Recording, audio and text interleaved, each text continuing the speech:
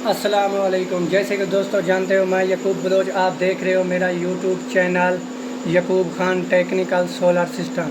आज मैं एक VFD इन्वर्टर में न्यू फॉल्ट के साथ आया हूँ।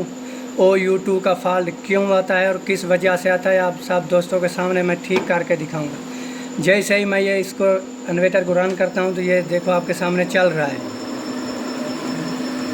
अब जैसे इसको समझ बंद करना है तो ये स्टॉप का बटन दबाओगा, मोटर बंद होने से पहले ही OU2 का फॉल्ट आ जाएगा।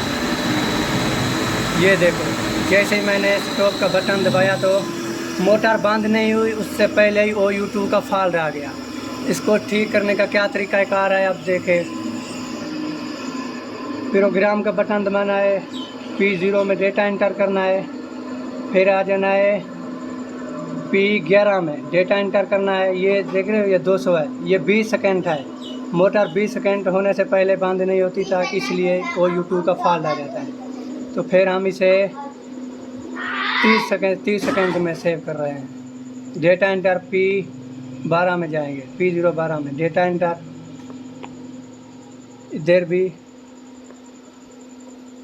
फिर डेटा एंटर, फिर आगे जाते हैं हम बाय। अब देखो दोस्तों,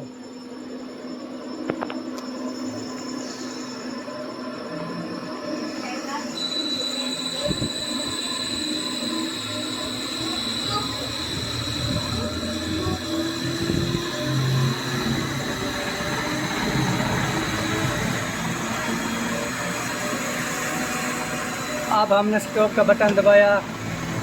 अब देखते हैं कि फॉल्ट ठीक हुआ कि नहीं हुआ।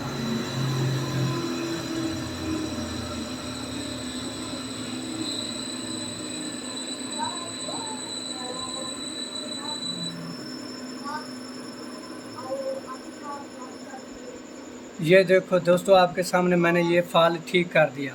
अब मेरे YouTube चैनल को सब्सक्राइब कर दो ताकि आने वाली हर वीडियो आपके साथ बआसानी पहुंचती रहे।